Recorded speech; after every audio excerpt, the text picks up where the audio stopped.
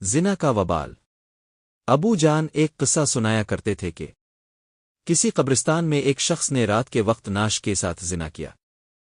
बादशाह वक्त एक नेक सिफत शख्स था। इसके ख्वाब में एक सफ़ेद पोश आदमी आया और इसे कहा कि फलां मकाम पर फलां शख्स इस गुनाह का मुर्तकिब हुआ है, और इसे हुक्म दिया कि इस जानी को फौरन बादशाही दरबार में लाकर इसे मुशीर खास के ओहदे पर मुकर्रर किया जाए। बादशाह ने वजह जाननी चाही तो फौरन ख्वाब टूट गया। वो सोच में पड़ गया।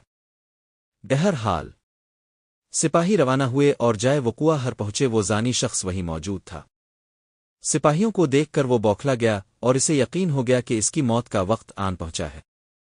इसे बादशाह के सामने हाजिर किया गया। बादशाह ने इसे इसका गुनाह सुनाया और कहा, आज से तुम मेरे मुशीर खास हो। दूसरी राह बादशाह को फिर ख्वाब आया तो बादशाह ने फौरन इस सफ़ेद पोश से इसकी वजह पूछी कि एक जानी के साथ ऐसा क्यों करने का कहा आपने।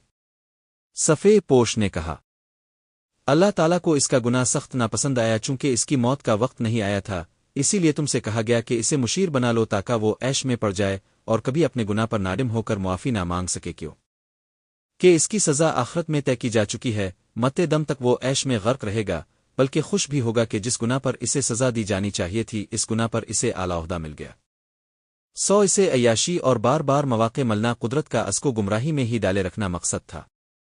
अबू उठे, मेरे सर पे हाथ रखा और कहा, बेटा, जब गुनाहों पर आसानी मिलने लगे तो समझ लेना आखिरत खराब हो गई है और तौबा के दरवाजे बंद कर लिए गए हैं तुम पर।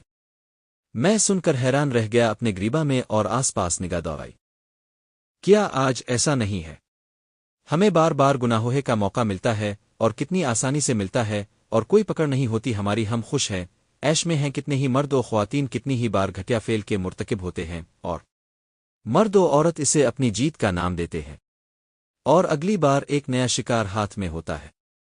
पहली बार गुनाह हर दिल जोर जोर से धड़केगा। आपका दिमाग गैर शऊरी सिग्नल देगा। एक ठेस उठेगी ज़हन में, जिस्म लागर होने लगेगा, कांपने लगेगा।